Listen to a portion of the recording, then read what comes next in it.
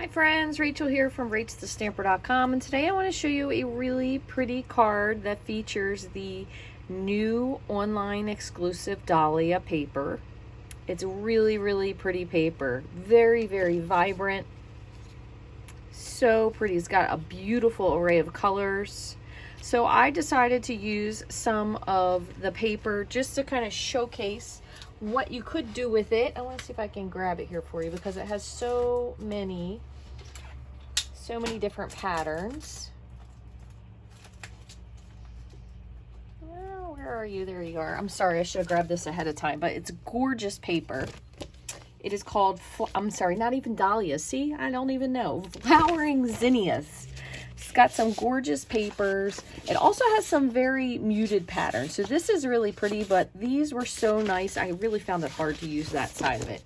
It's got, I think this is also one of my favorite sheets, which is featured. Pull it, I'll show you. It's a 12 by 12. This one, so pretty. Would make a gorgeous card if you cut this in a 6 by 6 piece, and then you did the layer cards like we've done with the fold, and it kind of goes across like a seam. This would also be really pretty for scrapbook paper. The other side is pretty simple, but it's got great bright colors, which is really nice. This one is really pretty. I do love a tone on tone. I really am a sucker for a tone on tone. It's really pretty. And then the other one is the same. And then we have a nice leafy pattern. I like this in the background too. This is really pretty. Actually, Erica Serwin did a zinnia flower seed pack with this and some of the other paper. It was really cute. If you haven't seen it, I would highly suggest you check it out. It'd be a really cool gift actually if you wanted to give something maybe to moms or teachers towards the end of the year, or for, you know, just like a nice little spring gift. It was really cute though. You could slide the pack in and out. I thought I may have to look into that. But for this card, what I used is Daffodil Delight for the background, which I thought was really pretty because it kind of popped against the rest of those vivid colors. And then I used Blackberry Bliss for the outline. You see me make a little whoopsie here. And for the small sentiment. And then on the inside of the sentiment, I used Berry Burst. Now you can see there's definitely a contrast here between these two. And I'm going to bring it up so you can see. So this one is stamped full strength, and this one is stamped off first. So if you wanted something a little lighter, ink up your stamp it off with the Berry Burst, and then stamp it. Or if you want something a little darker, this is full strength Berry Burst, and then with full strength Blackberry Bliss. And maybe you're wondering what this is. This is actually another new stamp set in the online exclusives.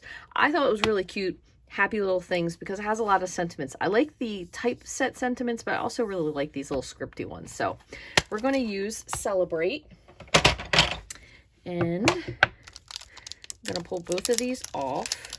And what I have found is that stamping the inside, since I've started doing this, stamping the inside of whatever it is you're doing seems to work a little bit better. Kind of lay this down, trying to lay it down so it's, but because it's sticky, I want to make sure it's all in the correct line. Don't know about that. Hold on. I'm going to move this over here for a moment and see if this works better. That's one. And we'll try that again with this. But I found that using the inside, this also was very helpful with the truck stamp. The inside worked much better. I still goof that up. Hold on one second. Let me do it down here so it's right in front of me. I don't have my glasses on, so I'm trying not to goober this up too much if I can help it. But stamping the inside down first does help a little bit. So we're going to go ahead and stamp that. I'm going to pull the cover off of this. We're going to stamp that first. I'm just using a scrap of paper right here. And then we'll die cut it, and then I'll show you the rest of what we did. Pretty simple, actually. So we're going to use our Berry Burst first. So again, if you want, I'm going to just show you, I'll show you two here. I'm going to do one, and then I'll move this down. Hopefully it's far enough down. That's stamped off. And then we're going to close up Berry Burst. And then the next one will be Blackberry Bliss. And this one I'm going to do my best because I do have a camera here, which makes it a little harder, but hopefully I'll be able to line it up. And line that up. pretty good. Probably could have gone a little bit better, but again, if I wasn't filming, I would be able to see just slightly better. I think that one's just a little off, but no, that one's perfect. Look at me. And then I'm going to just stamp the sentiment. So you could do celebrate you did it. This kind of fits in really nicely with the spacing here with the T, if you can see what I mean. So I'm going to do that one.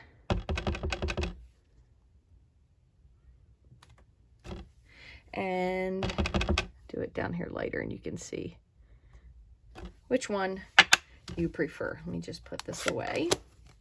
I'll set this up here. And that's really all we have to do for this. I'm just going to put this on. So you can see, just depending on which one you like better. This one's probably just a little bit lighter than I would have used, but since I stamped it off and it was stamping onto cardstock versus stamping off onto something non-porous, that's probably why it took more out. But then what we're going to do is we're going to use the, I believe let me make sure I'm on the right one here. Yes, the third smallest. These are the, I always get these wrong, Nested Essentials dies. So I don't know what kind of crazy shape this is. It's 6-sided, so would that make it a hexagon? I don't know. I like it though. So I'm going to run this through my die cut machine.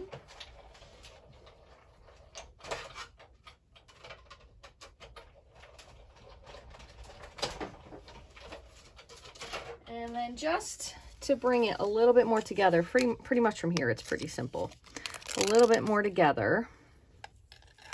I'm going to go around the outline of this with my Daffodil Delight. It kind of incorporates the rest of the color. So I'm just using the wide tip. You could also use your Daffodil Delight Stampin' Blends. Or if you don't have this, you could use your ink pad. Kind of just drag, because this is square. The ends are square. You could just drag it through. So either one would be fine. You just move this over. And I'll show you how to make the easiest gatefold. Let me just put this back over here for the glare. The easiest gatefold you will ever see. So this is for the inside. And we're going to take, I'm actually going to trim this little piece. This is the other side. And we're going to put a piece at the top and a piece at the bottom. But when you're making a gatefold, sometimes you can run into problems where your gates don't fold evenly. So if you squirt on both sides, this is the absolute easiest way to make the perfect gatefold closure every single time without fail. So you have your piece of cardstock here, 5.5 by 8.5. Yep, just trying to make sure I'm telling you correctly. And of course I didn't bring my glasses up. I just want to make sure I tell you correctly. So you're going to score it at 2.25, but only on one side. So this is our 2.25. Move this over for a second. I'm going to just make sure this is nicely scored with my bone folder. And then what you're going to do is you're going to just take your other half and you're going to kind of bend it in so it meets. Just like so. Press. And you will never ever have to either have a gap-toothed, which is when they have too much space, or an overlap where you have to trim, which happened to me nearly every single time when I made a gatefold card. So this is basically foolproof. So I have a piece here of 1 inch. This is by 11. You don't need 11. It can be 8.5 because it will wrap around this. But this is Blackberry Bliss. So I'm going to begin by just taking this, folding it around. And I might have gone just a little crooked. Let's see. Just going to straighten it out just a smidge. And you want to make sure that you have it folded, that you don't have any little gaps sticking up above or below, and that you can somewhat slide it. So that's pretty much it. So once I'm finished, I'm going to go ahead again with my bone folder and just reinforce my creases. So you just wrap it around. Doesn't need to be perfect, just needs to look mostly like you gave it some effort. And I'm going to bring this in just a little bit farther over here. You don't really need a ton of glue. There you go. Just pressing down. Okay, so that is your belly band, and that's going to just go up. Now, if you did do a little whoopsie, this is going to cover it, so you don't have to really fret about it. And one other thing, before I put this on, I actually always open it up. I want to make sure that my papers match, and they do. So this one will go here, this one will go there. So I'm going to grab them and see if this glue is working. It was be a little, there we go. Be a little persnickety earlier. So I'm just going to put this on. These are cut at 2 1/8 by 5 3/8. And then we're going to just put on our white panel, put our little piece of DSP. And I think this would be a card anyone would be super excited to get because it is very, very pretty and cheerful. So the only thing I want to do is I just want to trim this just a smidge. And I'm going to do my best to just kind of set it in the center. And when I have a really thin piece of DSP like that, so I'm just kind of eyeballing it, what I actually do is I put my cutting blade in the middle and go up and down. Because if you get it from the end, sometimes it'll get cut and it'll bunch it and rip it. And this end will tend to push it down. But if you drop it right in the center there, it just cuts through kind of like butter. So we're going to grab just a teeny bit of glue and put on this, and you can certainly add a sentiment. I'm not going to add one at this time. You can add a sentiment on here if you'd like. And what I usually do is just kind of find the corner, line it up to the top, press, and then the same. I don't usually put glue on the paper though, because I feel like when I do, I'd never really line it up where it needs to be. I try to just stick it onto the DSP instead. So same thing again, sliding it up just like so. And before I do that, I just want to do one more thing, because my trimmer blade, as always, I feel like I say this every single time, needs to be replaced, but probably because I cut so much paper, I'm guessing it just, I wear it out before it's ready. And I'm going to just put a little bit of glue on the back. Okay, again, this is cut at 4 by 5 1/4. This is your inside panel. And if you want to, you could certainly just put that at the top or the bottom instead of both, but I think it's kind of cute that way. So then I'm going to go ahead and put this on, just slipping my belly band. And you want to have the seam where it's meeting in the front, because that way it will cover up and it looks very seamless from the back. I am going to pop dimensionals on here, and I'm going to show you one other thing that you can do. So when you're putting dimensionals on, instead of putting it on here and risking getting it too high or low, I kind of just put them right across the front of the belly band. I'm going to use 4. Probably don't need that many, but it makes me feel better. And then the other thing is, when I put one of these on, I did not follow this tip, which is why I'm reiterating it for you. When you have dimensionals, just to give yourself a little bit of extra wiggle room, if you put just a tiny dot of glue on top, it gives you just a little bit of wiggle space in case you put something on crooked to be able to fix it. So this one, if you study it, you can see it's just a little bit askew. So in order to avoid that, you want to do this. So I'm just going to hold it flat, set it on there, make sure it mostly looks straight and centered, and that's perfect.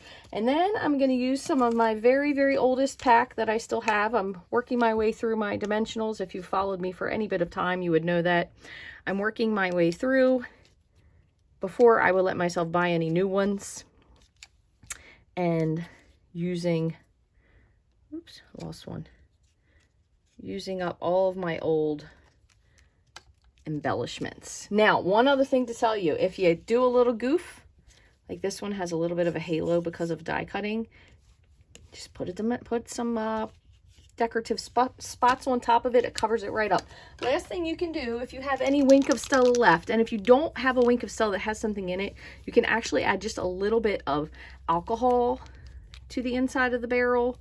You can add a little bit of glycerin, or you can just dip your pen in some water to kind of reactivate it. But I'm just going over top, just tracing, kind of just soften the colors a little bit. I'm going to try to avoid that because I don't want to bleed that. And just like so. There you go. Really, really easy. Wink of Stella is going to be in the next catalog. It has just been on a very long back order because manufacturers and demands have not been keeping up with each other. So that is the problem that we have with that, but it will be back in stock. So I hope you enjoyed this really simple but really, really bright and cheery card. If you have some DSP that you're looking to get rid of, this is the perfect way to use a lot of it. You'll use 2 pieces, pick a coordinating cardstock. You can send out a zillion cards in no time. Thank you so much for joining me today. I hope you enjoyed this video as much as I did. If you have any questions or comments, or you haven't already, I would love for you to like, subscribe, and follow. Please share this with your friend. And if you need to get any of the supplies shown today, you can check my online store which will be in the description below here on YouTube. Thanks so much for watching. I hope you have a great day.